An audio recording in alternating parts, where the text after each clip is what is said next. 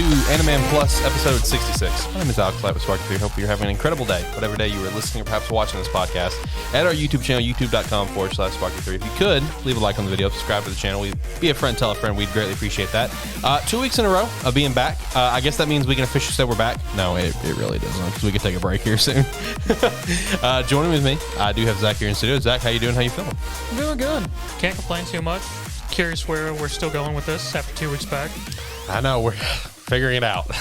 Figuring it out, man. It's very hectic right now. We're gonna be moving into the new pod room like maybe in 2 weeks. Like it's gonna happen soon. Like we're on the move, and then hopefully we can get back on track and doing like some anime reviews, manga ratings, and stuff like that. Because once again, that is not on the slate for today.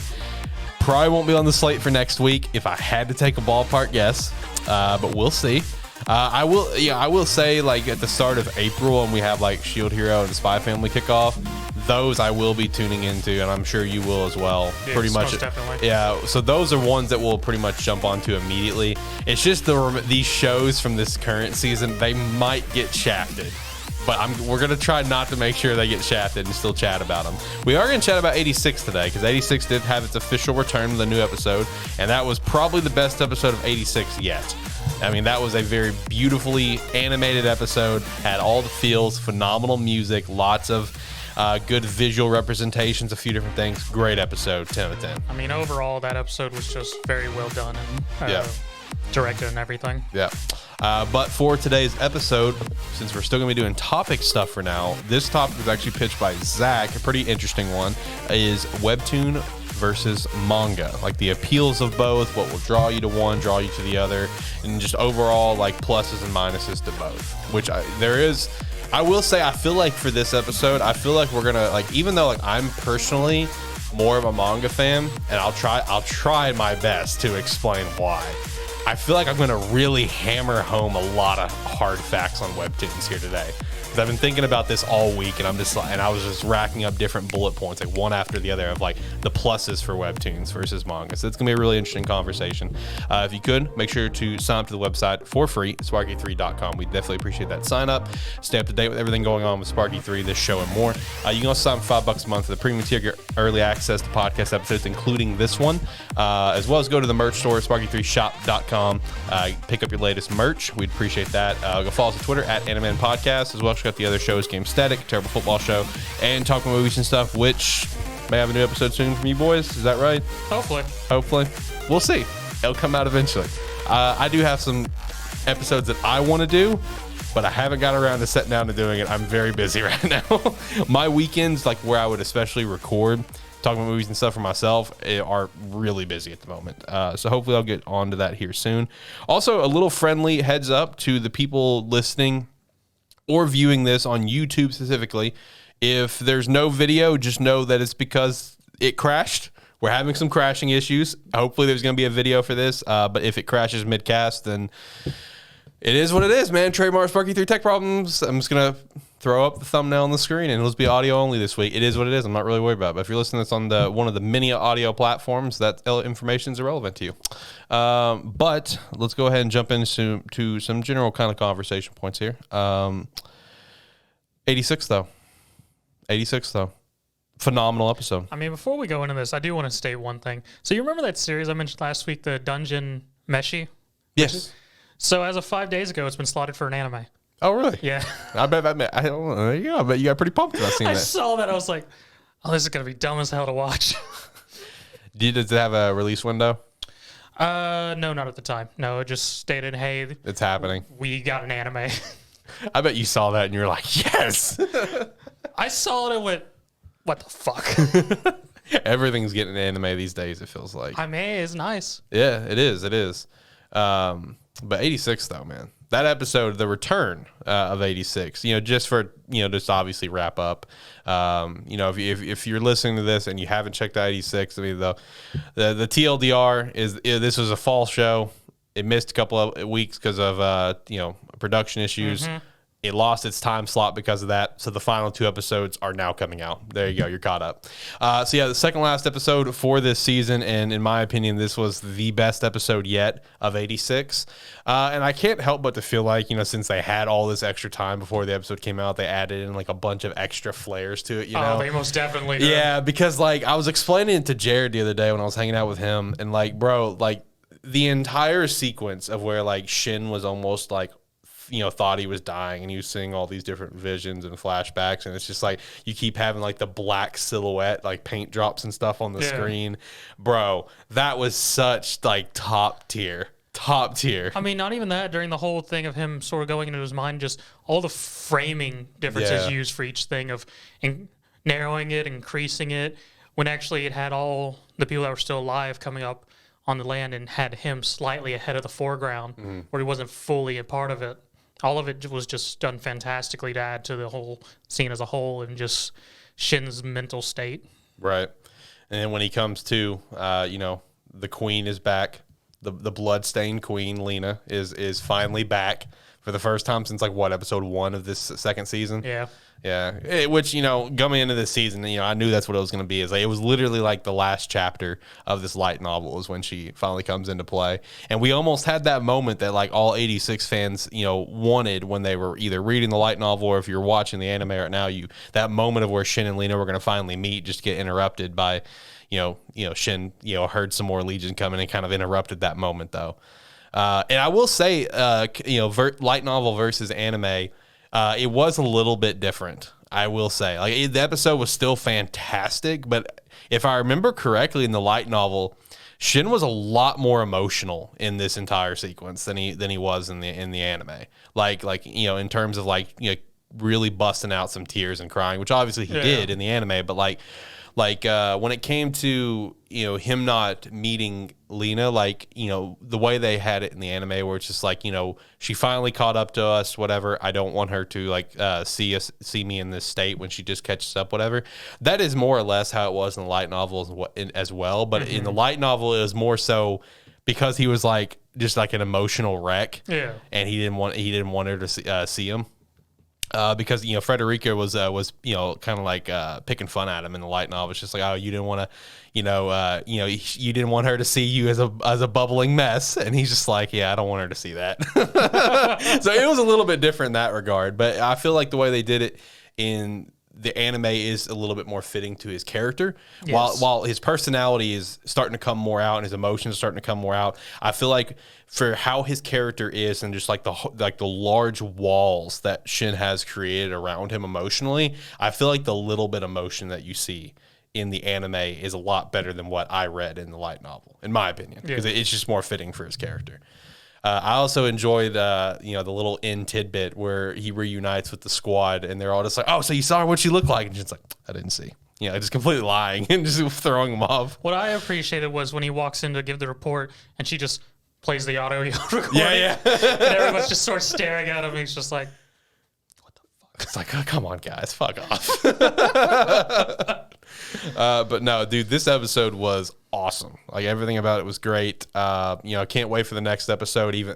I can't wait for the next episode this weekend, but at the same time, I'm gonna be really depressed because then it's all right, well, now it's another waiting period for whenever the next piece is gonna come out, whenever that's gonna be. Since there's no, maybe at the end of this episode we'll get the confirmed season 3, just like we got the last season, because the last season was kind of unexpected. Yeah, just kind of popped up at the end, hey, it's happening. So maybe it's the same thing. Yeah, but the question is, when is it happening? Would it be this fall, or would it just be next year? I don't know. We'll see.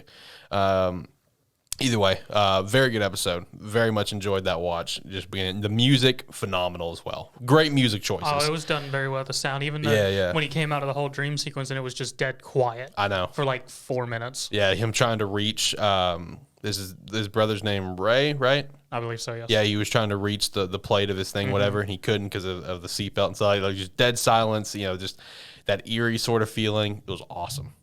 Man, 86 has just gotten so much love in terms of how well they take care of the show. You know what I mean? Yeah. We've talked about this at length before. It's A1, right? Mm-hmm. Yeah, dude, they have taken care of this property immensely, and A1 always does a really good job. Yeah. Even with because A1 was also did a talk op with they kept switching off with Madhouse. Oh, I know.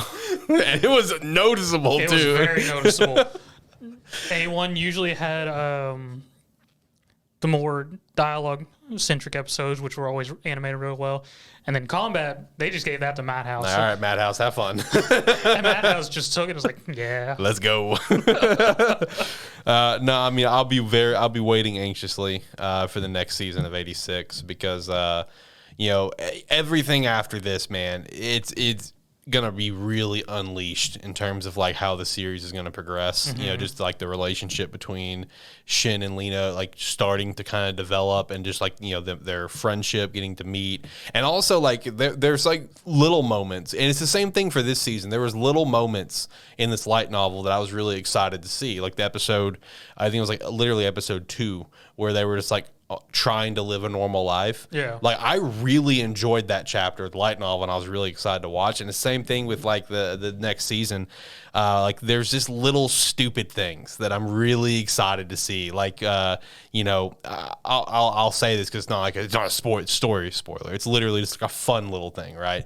Whenever Lena's kind of like meeting the whole squad and like meeting the team that she's going to kind of be over, Shin's taking her in, whatever. They come into the base and they're walking beside each other, and then Shin just like, you know, his hands are behind his back, just walking, whatever it is, and then he just like whoop, and just steps over to the side, and Lena's really confused, and she just gets like water dumped on her, and Shin's just like, sorry, they wanted to prank you as like, you know, hey, welcome to the team. I had nothing to do with this, and you know, it's just a fun little thing, whatever, and she didn't mind it, whatever, but it's just like those little moments of like where Shin is kind of like opening up a little bit, you know, like partaking in this prank, and just it's little things like that I'm really excited for the next season. Pretty dope.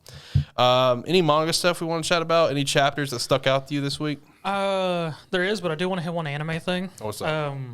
So got up on my meme, and just to do a quick rundown of things, Pop can only get a power up in a state of crisis, and it required someone to die for him to power up. Lovely. And the whole low-key thing I was saying throughout the entire series was low-key saying Pop was the best mage, strongest mage ever was true. It literally comes out in that moment. It's just like, oh yeah, I can use healing too, which mages aren't supposed to use, but I can use healing too. Pop was low-key strongest mage in the series. Ma'am finally comes to realize she might have feelings for Pop. And then during a desperate situation where she has to choose to fight or not, she has an afferent image of thinking of all her friends, and she's seeing everyone. And for some reason, Hyunko's the only one shirtless. Oh my god! It happened. I was like, all right. And getting ready to go fight the big bad, Hadlar shows up again when he should be dead for like the 5th time in the series. So he pulls a Makarov constantly. Okay, because I fucking hate that shit about Fairy Tail. Yeah.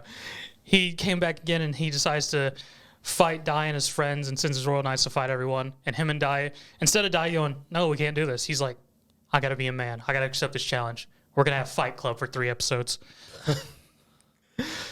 Yeah, that's a quick rundown. Is it still setting up where it's probably going to end in the near future? It's like still setting up that it's probably going to end. So here. like this year, 2022. Yes. I'm so happy for you. And the only thing is, I didn't realize we have been talking about this for over a year. Yeah. Because I went through our backlog, and the first time we talked about it was in October of 2020. I'm sorry. Was episode 1. Zach has been through it, man, and it's all my fault because I didn't take it off the script, and he just kept watching it. You've been through it, man. You're a trooper. You're stronger than I was. That's for damn sure. You know, you just good job. I'm proud of you. I mean, and the only reason I came to find that out was because I was going through the catalog and went, oh yeah, there's this episode where Hyunko just catches man. I was like, I went looking through. I was like, how the fuck did I describe this scene again? And was looking back and went, how far back does this go? And I went back through all our scripts to find the episodes, and I just saw episode 1 on AniMan +3. I went, shit. AniMan plus episode 3, Dragon Quest episode 1. What a journey it's been. That fucking show has taken the span of AniMan plus. I mean, it has progressed through all of the rebrands. we rebranded. I got brought on, and then Dragon Quest joined too. You know, just because of that, here in the near future, I'm gonna get some sort of Dragon Quest related merch in our store. Or it's obviously not anything like hard Dragon Quest that's copyright, of course, but just some sort of reference, just to pay respects to the one show that's literally been here since the beginning of AniMan Plus. What a journey! Ironically enough, what a damn journey. But yeah, any manga stuff you want to shout out? Eden Zero has been pretty solid recently, yes. and Tokyo Avengers yes, been pretty solid recently. Blue Box was really good too. It was big moment there. Yeah, big drop. Big moment. Big drop on this week's chapter. Just, Yeah, damn. I know, very huge moment. Yozakura Family, very good right now. Very, very good. My Hero, pretty solid. One Piece is gonna be at like it's massive. Like this, like I feel like I think the chapters actually come out tomorrow. FYI. Okay. Because I read a couple chapters earlier on lunch, and I noticed that I was gonna like upload in X amount of hours. So that's cool. When the new One Piece chapter drops tomorrow, that's gonna be a pretty big deal. I think. Like One Piece is hitting on all cylinders right now. We're about to have a pretty big moment because it's gonna be like it's like one of those huge power up moments, right? Mm-hmm. But it's also like the end of last chapter made a reference to a character that has been constantly referenced throughout One Piece, but has never been revealed. If you know who I'm thinking of, just by describing it that way. I have a vague idea who you're talking about. Yeah, it's just like a historic character. Yeah. Yeah, that constantly gets referenced and talked about, but no one, but you've never seen him, and it's just little tidbits of, oh, he's been here, and he's been here. Yeah. So, yeah, that character was mentioned where it's like, oh, he's coming. So shit's about to pop off in One Piece, but shit's also getting pretty good in My Hero right now, though. It is. I do like where we're at right now with My Hero. Black Clover's all right. Yeah, it's all right. Yeah, it's all right. Mashl's okay. Mashal, like, dude, he's going Rock Lee, like 8 Yates mode right now. Yeah. He is. And then Sakamoto had their fan service chapter last week, and then this week everyone wants a Sakamoto keychain. I didn't read this week's chapter. So just a quick rundown. They just start the third part of this exam to get into the assassin institution or whatever. Mm-hmm. And they introduced 3 people who got a quick pass to the third exam because they've been recommended by actual assassins. And one of them's got a backpack with a Sakamoto keychain on it. That's great. And she kills somebody because they disses her keychain. So she's hard fan girl Sakamoto. Well, who wouldn't be? And it's a keychain of Skinny Moto too. Oh, okay. So Sakamoto's it's like, I don't think I want to get near her. Yeah, she seems dangerous. Sakamoto is that's a top tier series. It is. Yeah, if you have not read Sakamoto Days, go ahead and jump on it now. Go ahead and jump in the wagon before it becomes a bandwagon. All right, because once this gets picking up more and there's an anime confirmation for it, that's when people are going to be hopping on the bandwagon. Just go ahead and get in the vehicle now, like Zach has been since literally chapter 1. Shout out to Zach for if it wasn't for you, I probably wouldn't have even read that series. That series, because like I just saw like the picture of it, right? And I'm like, whatever, moving on. Actually, you know what that reminds me? Have you read the other 2 new series that just started? Because I haven't. I've read Kaminashi, which is actually very good. Which one is that one? Is that the comedy-esque one? Yes. Okay, so you have not read what? Well, not comedy-esque. It's I forget what it's a drama-esque one. The other one is Earthchild, which I have not read, but it's apparently a romance. Okay, because Earthchild caught my eye, and I forgot about it till just now. So I need to go in and read that one. And what's the other one called? I want to say Kaminashi, but I don't think that's right. And what is that one? Like, what sort of genre are we talking again? It's going to be mostly drama and intrigue, it seems. Okay. Because it's following a girl. I can't remember the career it is, but it's more or less people who go on stage and act out a scene as a solo performance. Oh, okay. Yeah, I'll give him a read. I forgot about him until now. Like I said, I've been very busy recently, so I completely forgot about it. But yeah, hop on the Sakamoto hype train.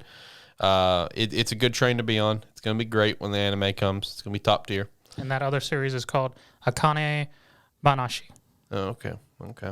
I wonder how Protect Me is doing.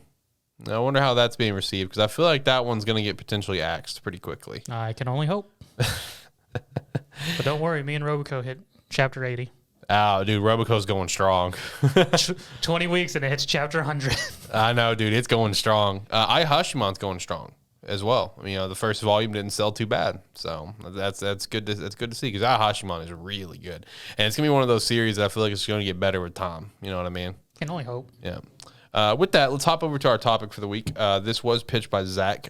Essentially, it's Webtoon versus manga is the base synopsis. Do you want to go in a little bit more details? I mean, so just to go into where this idea came from, just for quick, is more or less my thinking of as I've aged, I've slowly leaned more towards Webtoons versus manga. So it became a thing of when I go to find something new to read and I see visuals for a manga versus a webtoon, I tend to lead towards a webtoon for whether summary and things like that. So it just came to me of just what's the appeal of one versus the other? Like, why go read a manga versus a webtoon? They're part of the same type of media format, but they are of differentness. Right. So they share audience, but there is a split between the two. Yeah, there's always going to be a split between the two in some capacity, even though they are kind of in the same realm. And, you know, over the past few years, Webtoons have really started to take off more, where we started to see, you know, like what we saw in 2020, where 3 of the biggest pillars in Webtoons got animes, which, you know, animes and Webtoons, they don't go hand in hand. You know what I mean? They don't. But, you know, 3 of the pillars of Webtoons finally getting an anime, you know, that's a pretty big deal, and it sets up potential for more. And we've seen that more with, like, you know, Sweet Home getting its it was live action, right? Yeah. Yeah, it got its live action on Netflix, which was apparently pretty good. John actually fucking loved that. I mean, the series itself is very good. I mean, yeah, mostly for Webtoons, they're more toned to getting live actions because, like, there was, like, Yumi Sales. True Beauty. I didn't know that got a live action, but it did. The Empress Remarried, I believe is what it was called, or Remarried Empress. That got a live action. Because honestly, last year, Webtoons actually got a lot, but in terms of animation, it was just those big 3. Most of the other ones that are drama-centric or romance all got live actions. Right, right. And a few got films, if I remember correctly. Yeah. You know, with this topic, it's very interesting to talk about because, you know, Webtoon offers a lot. And Webtoon offers a lot that people aren't really aware of at first glance if you're only like a manga reader primarily, which even now I'm primarily a manga reader. And why am I primarily a manga reader? Honestly, I've been racking my brain on that for the past week to give you an answer, because leading up to this show, like I mentioned at the beginning, I had all these pluses in mind that I'm going to go over. And I'm sure Zach has some as well for Webtoons. And I'm sitting here thinking, I'm like, man, for someone that reads a shit ton more manga, I really just sing fucking high praises for Webtoons. I mean, and sort of to give a retrospective, so Webtoons wasn't really a big thing on the West until the Webtoons thing came over back in 2004. So for the most part, it was just Korea and sort of Asian cultures, and there was a few that trickled over thanks to scanners and things like that. But real big in 2004 is when we first got a chance to really get access to that stuff. And the last couple of years, it's really gotten bigger just because, like on the Webtoon site, where people can, on the Canvas side, create their own Webtoons with their tools and things like that, which have turned into Webtoon originals now with time. Yep.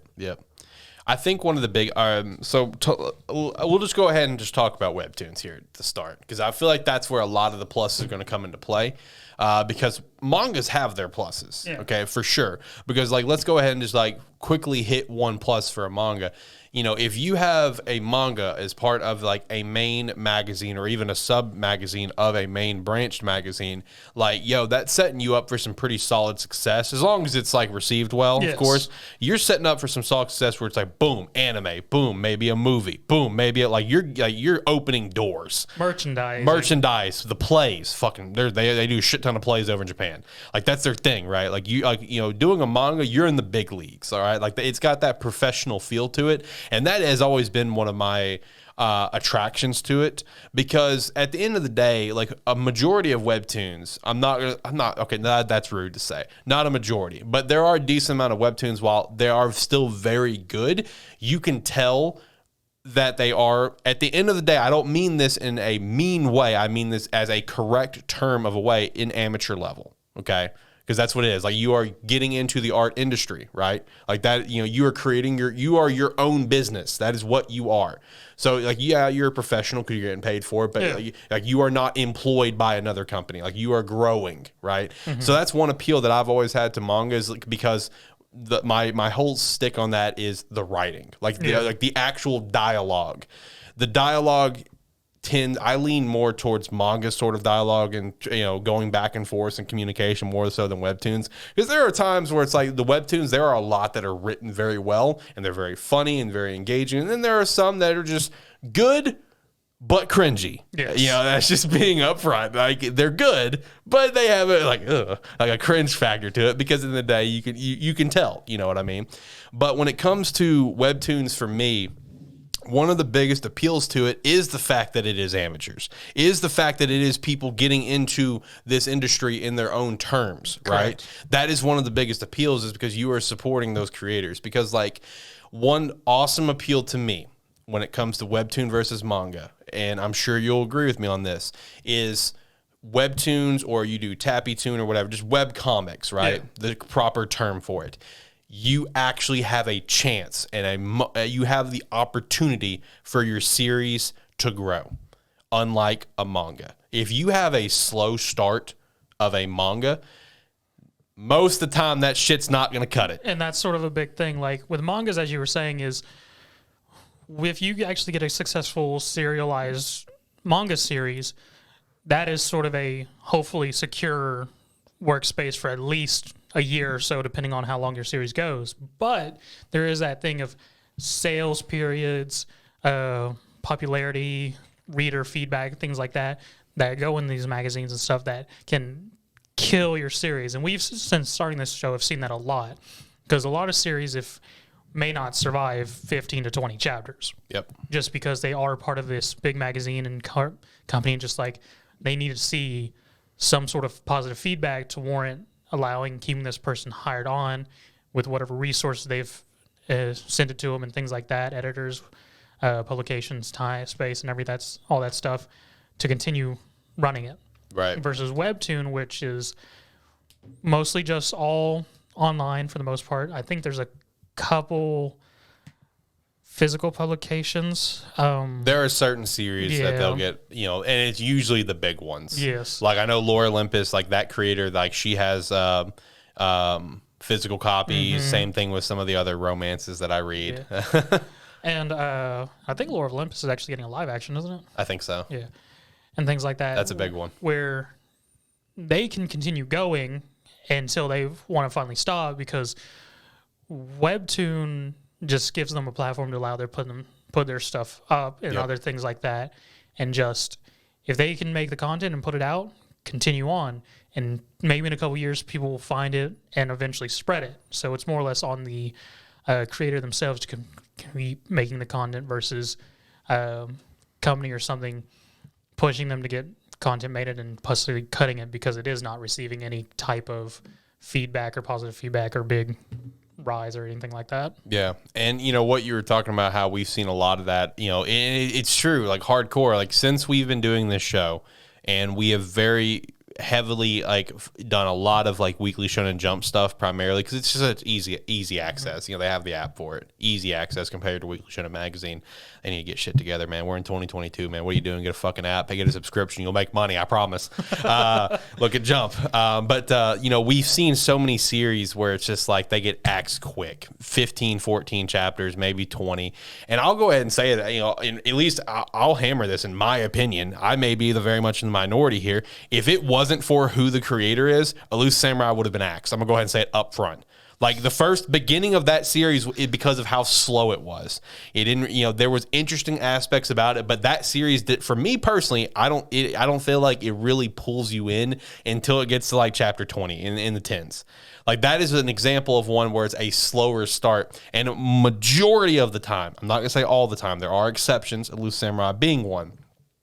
Those slower starts don't last. They get cut. Usually not, yeah. Yeah, and that is where Webtoon can excel, because here's an example of a series that has a dreadfully slow start, but it's one of the biggest ones in the world, Noblesse. dreadfully slow start. I'm just gonna be real. I mean, and you can see it with the anime that came out last year. Yeah, with how they handled it. Yeah, which was that was one of our big talking points whenever you came on, I think. Yeah. Because the big thing about Noblesse when it was set to get an anime, like one of my concerns was how slow that start was, and it may be kind of tough to pull people into the anime because it's going to be one of those things like, oh, just wait till season 2, but then season 1's going to be slow. So what they did for that anime, for anyone who's unaware, many years ago, I think it was 2016, there was an OVA called Noblesse Awakening, and it was like a 35-minute, I think, OVA, basically detailing the first X amount of chapters of Noblesse, the slow stuff. Yeah, the real first arc of the series. Yes. They did like a short film for it. Yes. And just left it there as a animated webtoon. Yeah. And then the anime came out 5 years later when we had an official webtoon with Crunchyroll's originals and things like that. Yep. They went, well, we've already done that.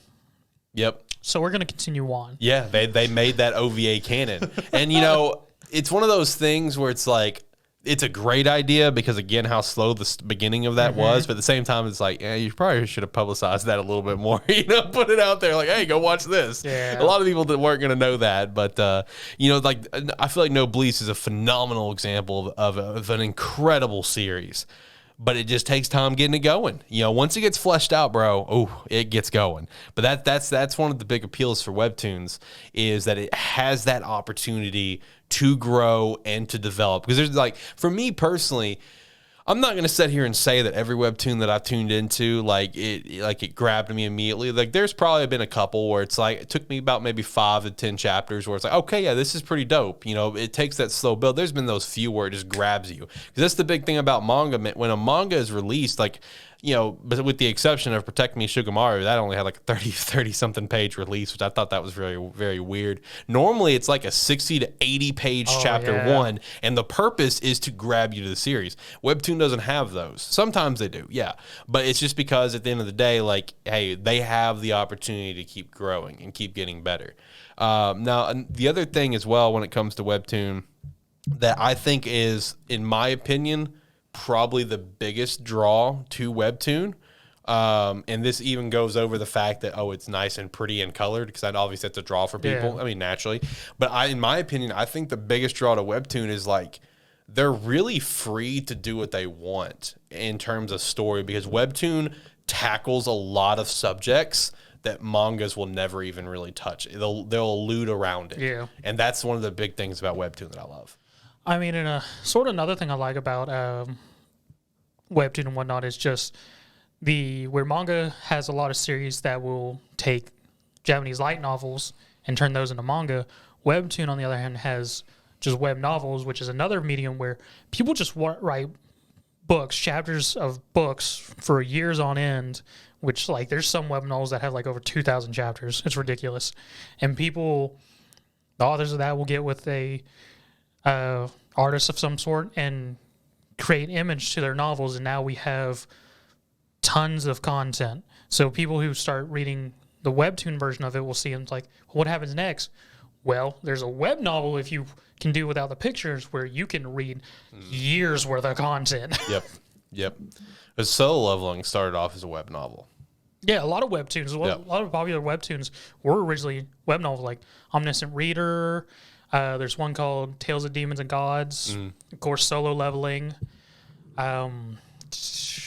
One that I just blanked on. Taming Master is another webtoon out there that was a web novel at one point. So right. So there's a lot of content out there if you're willing to look. Yeah, and with webtoons as well, there's such a wide library of stuff in all different genres. That you can really dive into, and in diving into all the different genres, what's so cool about it is, again, the fact that they're able to tackle so many different topics that mangas really don't, or they allude around. Because pretty much in let's say and really the two goats, okay, Weekly Shonen Jump, Weekly Shonen Magazine, the big dogs, all right, they both push to have like some sort of romance aspects. You know, I'm going to hammer this a little bit because I read a lot of romance webtoons. You know, they have their romance series, right? Like let's say in Jump, it's going to be Blue Box is going to really be the front runner for it. That's their trademarked, you know, hey, we got a romance, we're good to go. And then they have series that have like romance aspects to it, whatever. Yo, for people that read like the romance mangas in these big tier magazines, or even some other like romance mangas, like let's say Komi Can't Communicate, which is now taken off with Steam thanks to the anime, or Don't Toy With Me, Miss Nagatoro, is taken off because the anime, which that one also started as like I think it was like some sort of like fan manga. I wouldn't be surprised. I think that was its origins, because I've seen the pictures, like the OG, like the artist doing it thing before it got actual serialization. Like it was kind of like a One Punch Man situation. You know about that one? Yeah. So it's kind of like that. That's what Don't Toy With Me, Miss Nagatoro was. Same origins, right? Yeah. Like while there's a lot of different aspects about those, you know, in terms of the romance, yo, I'm gonna say it up front, they don't have shit on webtoons. Like webtoons really dive into a lot of different topics with whether if it is romance related or not, that mangas will never touch on. And that's one thing that's super cool about webtoons, because like series that I read, like one of my favorite ones, because of how many different things it actually tackles in one single webtoon, is Let's Play.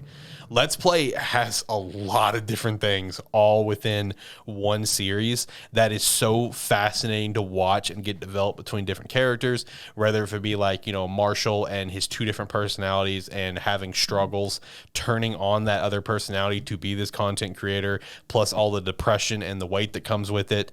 You know, Charles and his like just complete and utter like frosted over heart and walls that he's created that's slowly getting broken down.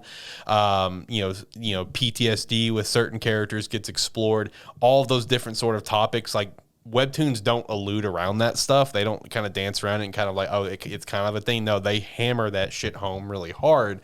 And it's the same thing with like True Beauty as well. True Beauty is filled with that sort of shit. You know, just like the different sort of like, you know, like mental struggles that the main character faces because of the bullying in the past and everything, and her just trying to make it through the world today, etc.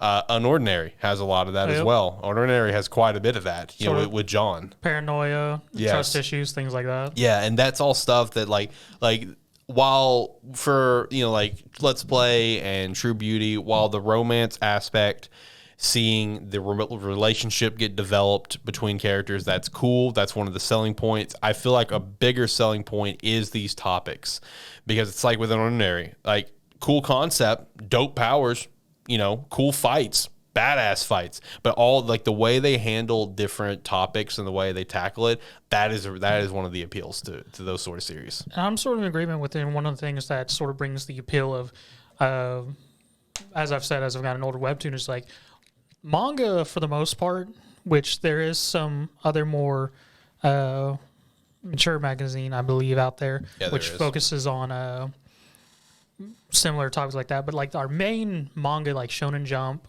what everyone knows. Yes. All those are very much targeted towards a teenager to about young adult age. And so they are sort of in that box of, this is sort of the age group we're trying to hit with these. So there's very specific topics and things that we're probably not going to touch on and things like that.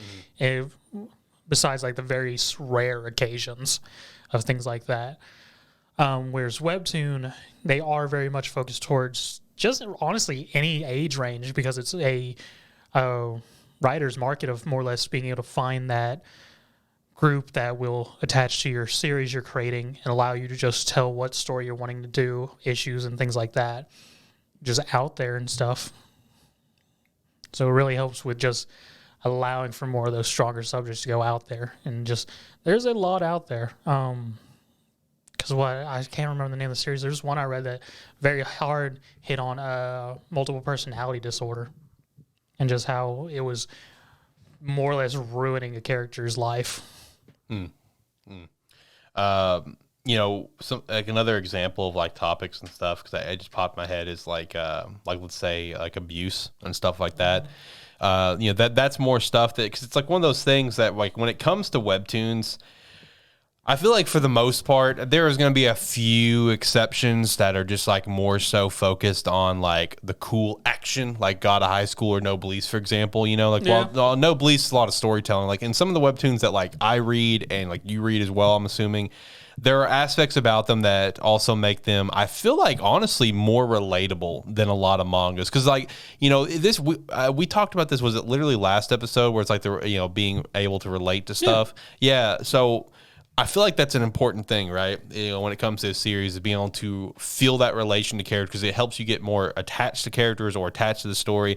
I feel like Webtoon does that a lot better than manga because, again, it hits more like, you know, more real shit, you know, and it hits it in more of a, it's not really sugar-coated fashion. And I feel like that makes Webtoons more relatable and more approachable, you know, if you give them the opportunity. Because some people just won't give them the opportunity. You know, some people are dead set on manga. That's what they know. That's what they like. You know, it's the big stuff. It's the popular stuff. Josh is a great example. He's a phenomenal example. I've tried to get this dude to read some Webtoons that I'm dead set determined he would like, but he just won't get into it. And it's just personal preference, whatever. But there's a lot of aspects to Webtoons that just make stuff more relatable for people, at least in my opinion. I mean, I'm in agreement with that just because, as we're hammering, there's just so many subjects that you can find a Webtoon that you'll probably be able to relate to in some form of fashion, whether it's something you've heard about, something you experience yourself. A lot of the drama series are going to hit on that because in Shonen Jump, a lot of the popular series are going to be mostly action-oriented and things like that. Yeah, yeah. Versus Webtoon, on the other hand, most of the popular stuffs are drama and romance. Mm-hmm. That's the biggest stuff on the platform. Yeah, and on TabbyToon as well. And just because they are these more adult-oriented as well as harder themes and sometimes darker themes as well that people can relate to and things overall versus manga where, as I said, we're in our box over here with manga and we have an idea of where things are going to go. With a few exceptions. With a few, yeah, you're right. Because when it comes to manga, you know, we talked about this in the past when it comes to Doron, whatever, is that it's just such a bland, copy paste series.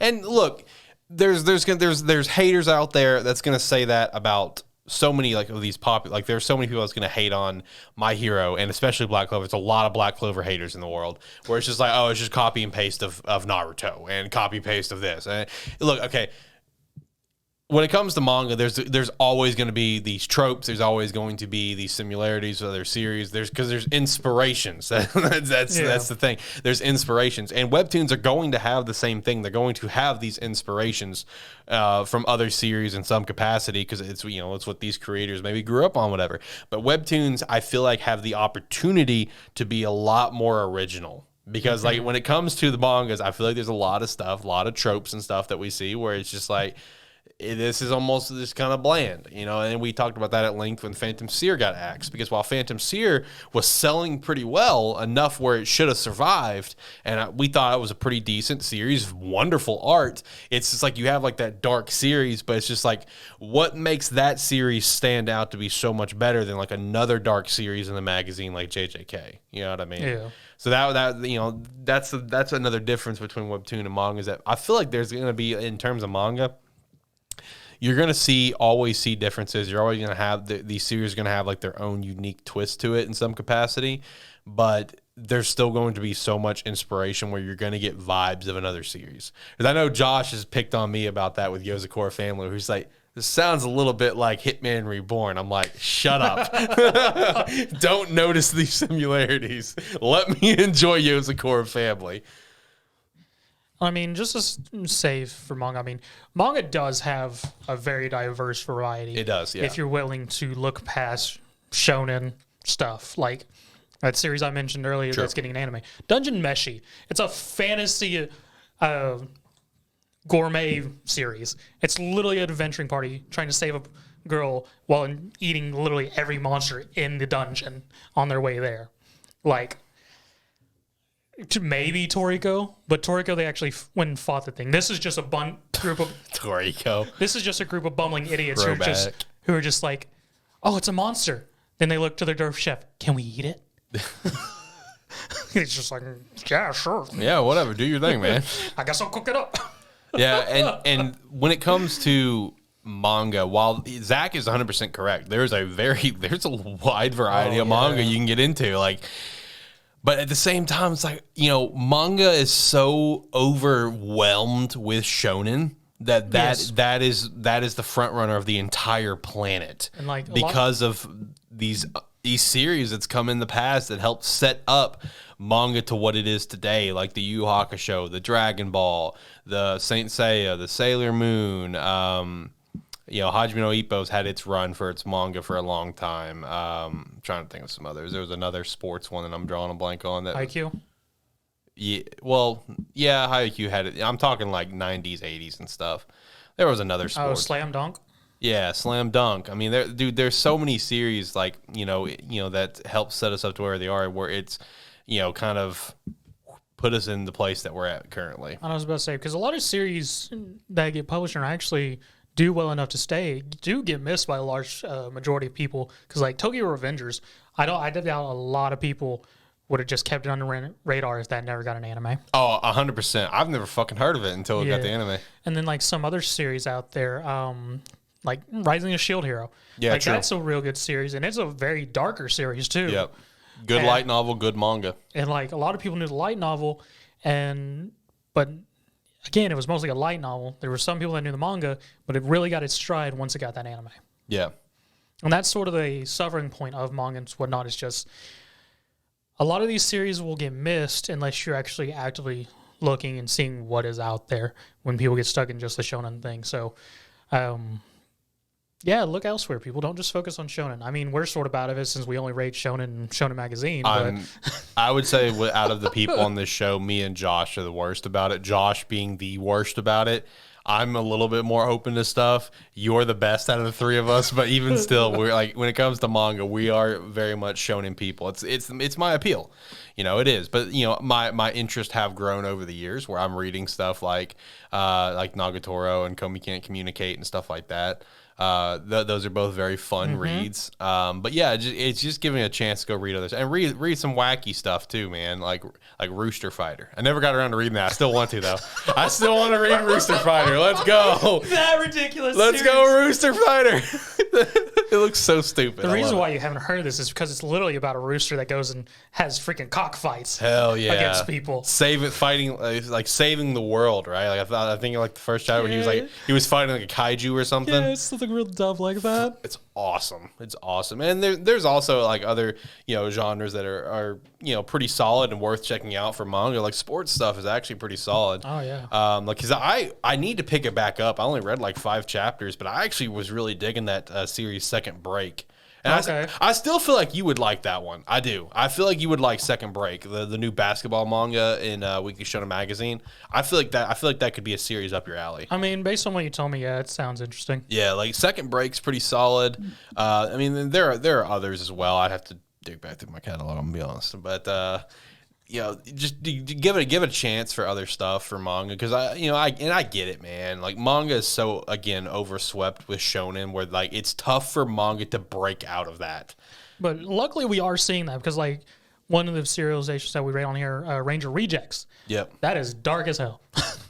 Hell yeah, dude. For anyone that's tuning in for the first time and have not heard of Ranger Reject is a Super Sentai, you know, Power Rangers, inspired manga in Weekly Shonen Magazine. And like your first instinct, oh, Power Rangers, oh, the good guys saving the world, right? Cool, let's go follow them.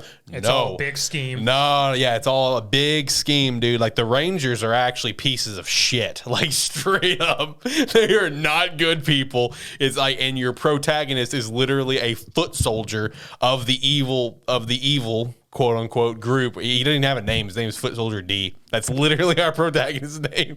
And his whole goal is to try to break out of this scheme because the whole world thinks that it's legit. And like the invaders come down like once a week after they regain their forces, and the Rangers go out there and stop them. It's all just a fucking show. It's all a giant charade. And the foot soldier just wants to fucking kill the Rangers and show the world that they're just a bunch of frauds. And, these Rangers are pieces of shit, straight up. Because like in terms of like what Zach said with the darker aspect to it, I think it was the Red Ranger. I think it was like it might have been the Red. Yeah, it was the Red. Yeah, the Red straight up murdered one of his assistants, whatever. Because like I think this was right after his relic got stolen, so he can't morph at this point. He's wearing just some fucking basic bitch suit that he just happened to have, and he's telling the teams like, "Yeah, my relic got stolen." It's like, how the fuck do you get your relic stolen? You fucking suck, and you're the Red Ranger. How do you let that happen? And another one of his apprentices like, "Well, if you need to, I can step up and do it." And he just murders him in cold blood. Like there's blood all over the wall. And the Red Ranger's like, "Yeah," and he says to the others, like, "Don't ever fucking say some shit like that to me again." Shit's dark. It's good though. I haven't read it in a while. I need to catch up on it. And then even sort of a series that has dropped off for us a bit is I just blanked on the name. Deranged Detective? No. Well, that is one. Deranged Detective is good, but I need to catch up on that. White-haired boy. Weak Hero? No other Manga. White-haired boy. Changes into different people. Shit. You know what I'm talking about. Shit, what's the name? God. Excuse us, everybody, as we try and dig through freaking bookshelves of mental reading. Currently ongoing, yes. Right? Oh, God. 2 Year Eternity. Yeah. 2 Year Eternity. Yeah, that has dropped off for us. Yeah, which is a very different series out there, which is more of a life journey of our character and more like experiencing the different joys and woes of life and things like that, of just loss of characters, suffering, people being irrational about things, stalkers, and having a responsibility on his shoulders that he doesn't fully comprehend and things like that. Yeah, because like with 2 Year Eternity, you're literally watching whatever he is, the orb, as it started, you're literally watching him grow up, which that's what makes that series so fascinating. Although the later half of where we are in the manga is very, it's not as good as it was at the beginning, in my opinion. I feel like before the time skip stuff was pretty solid. After time skip, I'm just like, what the fuck? Where are we going? What's the plan anymore? I mean, I sort of get what the whole purpose of the time skip is just being thrown into a unusual environment versus what you're used to. Yeah. And sort of like when the time skip started, like that was super interesting to me. And now that like, we're so far into it right now, it's just like, what are we doing? Where are we going? What's the plan? What's happening? But Deranged Detective is another one though, where it's like, not your traditional thing here, from what we're kind of used to. That's very, very strong. Strong storytelling. Yes. And very interesting of a detective series, because I mean, most detective series, most people think of like Detective Conan. Yeah. And which is going strong. Yes, for years. It'll never end. It'll only end when the author unfortunately passes, which will be sad. But even then, their system may pick it up and continue it. Yeah, never gonna end. Honestly, the big one's Detective Conan. Yeah, it is. And things like that, where you just have your traditional murder scene, MC figures it out, yada, yada, yada, versus Deranged Detective. We have whole skits of large drama and things like that. Because, like, one of the big ones that happened was this person was having a puzzle against Kobayashi and was risky and threatening to blow people up and was blowing people up during the entire set. It was a good, like, 5-6 chapters. And I just thought of something as well, because I feel very remiss if I did not mention my favorite series of all time. So this goes back to like how manga, for the most part, is really trapped within that shonen genre. Like, while there is other things out there and they are good, and we do recommend going and checking them out, manga as a whole is mostly trapped within that shonen umbrella. And one good example is Hitman Reborn, because when that series started, it was only supposed to be a comedy. That was the series' original origins. It was a crappy comedy. And they had to transition, and she transitioned it into a shonen because just like everyone loved how Suna would just transform and just beat the shit out of people. It was such an interesting series. Like you read the beginning, right, or you watch the beginning of the anime. It just seems so off track compared to where the story goes. It does. It's like it's night and fucking day. It really is. Like once you get to the first actual like serious arc, and Suna gets like hyper dying will mode gets introduced, and then you get to the Battle of the Rings arc where shit really takes off. Like it's just night and day compared to where the series started, because like the whole point of it was supposed to be a slice of life, a comedy. That's all it was supposed to be. And then everyone fell in love with the Suna beating people up, and here we are. We have one of the better shonen series over in Japan in history. I'm really surprised she kept up with that as long as she did, considering she didn't seem like she was all for it. Yeah, I mean it's like 60-something chapters of the daily life arc before you get to the Murkrow arc. I mean it's like it takes a hot minute, bro. Yeah. Which, man, I gotta say, if an anime does come back out for Hitman Reborn, Don't do that to me. Don't shake your head, okay? It's gaining steam right now. I'm going to be insufferable. I'm just going to go ahead and warn you. I mean, it'll be around for 2 arcs. Shut up. No, it won't. It'll just literally be 2 arcs, because there's literally only 2 arcs left. No, they'll redo the series and give it the justice. Why would they redo the series? Why'd they redo Shaman King?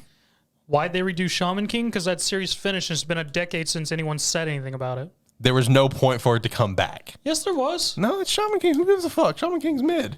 Because it's Shaman King, man. It was a staple of the 2000s. No, if Hitman Reborn does come back, I do think it's going to start from the beginning, personally. And I feel like what they're going to do is they're going to just hard streamline the daily life arc, maybe 10 episodes of it, if that. Just basically get intro. Because anytime I recommend Hitman Reborn to people, whether it's manga or anime, for manga, I feel like the daily life arc is a lot more manageable because there's interesting aspects about it that was cut from the anime, like Yamamoto wanting to kill himself. That was cut from the anime, and stuff like that is pretty interesting. But like once you get introduced to like X characters, like you're good. Go ahead and skip to the whatever. Like that's what you can do. But I feel like I feel like they would restart it from scratch. I really do, because like the future arc is so good, but oh my god, it's so bad in the anime. Like that future arc is so bad, bro. When you have literal like 10-minute recaps every episode, and it's the same recap where every episode starts with Suna waking up out of the coffin. It's just like, oh my god, it makes like you get like maybe 8 minutes of new stuff in episodes sometimes in that future arc. That future arc is bad in the anime, so I feel like they would start from scratch. I don't know, with the fact that Twitter popped up, that Twitter account for Hitman Reborn. I told you about this. No, did I not? I thought I did.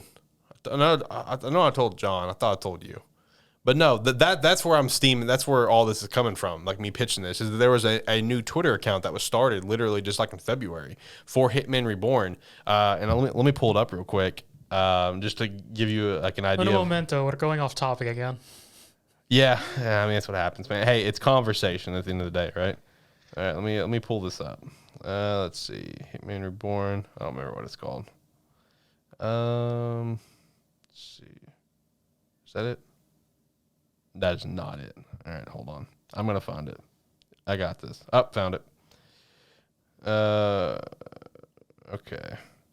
So my phone doesn't want to translate it, but what the translation was like all Hitman Reborn anime related like information or like product information or whatever.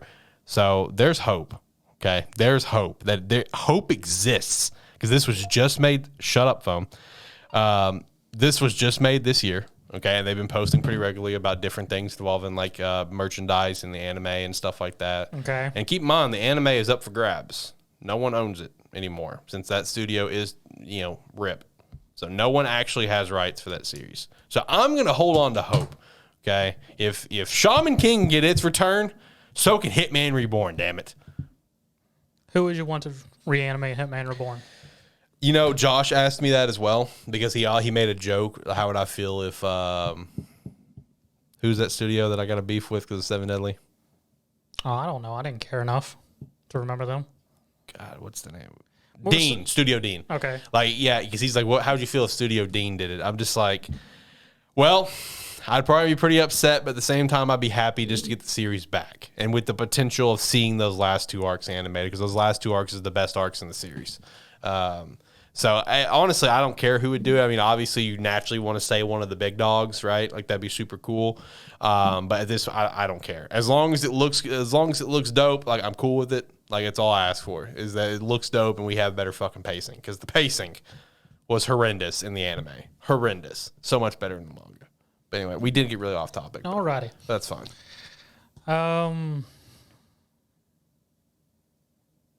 Yeah, I don't know where to go from there, honestly. Well, did we have anything else on the Webtoon manga stuff? Because I feel like we hit a lot of the points. Because, like, I feel like this episode, it's, Webtoon versus manga, but I feel like it's more so just like, hey, this is why Webtoon is better. I mean, it sort of has hit that just because it just has more freedom. That's the main one. We are trying to push Webtoon here, people. If you haven't read a Webtoon, you should go read a Webtoon. And keep in mind, we're pushing Webtoon here, and I'm sitting here hammering all these points home for Webtoon for why it's so much better. And I only actively read 8 Webtoons a week compared to, like, I read almost 30 manga series a week. Like, I'm very heavily more of a manga guy. And I'm sitting here telling you, like, hey, Webtoon has all these dope-ass aspects about it that you need to go read and check out. I know some people's also going to bitch, you got to pay for it. Oh, my God, shut up. I mean, if you don't want to pay for it, just wait extra weeks. Yeah, that's all you got to do is just, I don't want to wait. Well, it fucking sucks to be you then, I guess. Like, get over it. It'll be okay. But, I mean, manga still definitely has its appeal because, like, if you just want to do the escapism thing and not really have some subjects mentioned or whatnot, hey, hit up manga. They'll give you that escapism. There's going to be tons of heroes beating up bad guys and whatnot. Manga definitely is going to stay where it is for years to come. Yeah. And it's going to continue to grow. That medium's not going to disappear at all. Yeah, no, for sure. And when it comes to Webtoon, like, all we can try to do now is just try to further push Webtoon so it can continue to grow. So maybe some of these series can maybe get animes as well, because I mean, like, it just doesn't happen. They don't go hand in hand, man. Like Tower of God, God of High School, Noblesse, like, that's off the top of my head. Like, what else has actually gotten an anime? Like, Solo Leveling is set to get a live action show, which still very much upsets me that it's getting live action. I mean, the thing with Webtoon, because it is a Korean-based medium, it's more in line with getting a Korean drama. Yeah, it is. Because that's far bigger in Korea than animation. True. But hey, maybe more stuff can get anime over time. Or whatever, because there's a lot of series that I would love to see get animated. I would love to see an Ordinary get animated. That'd be cool. I mean, that would be good.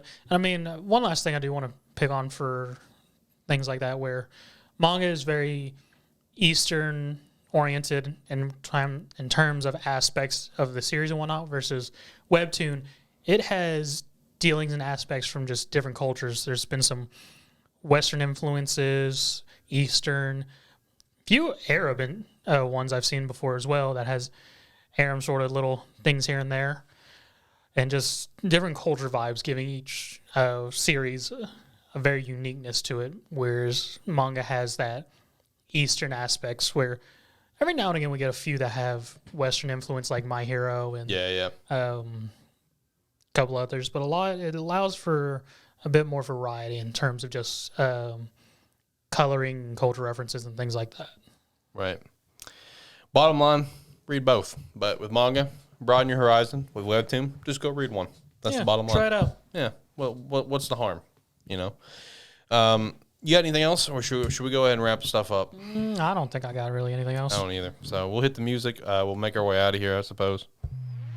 All right. If you've watched the video up to this point, like, comment, subscribe, rate. Whatever your platform allows, it does help.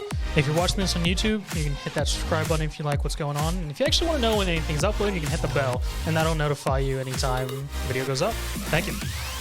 Do everything that he said and more, such as sign up to the website for free. We definitely appreciate that sign up. If you're feeling generous, you can do the $5 a month tier, get early access, 2 podcast episodes, as well as some other extra perks.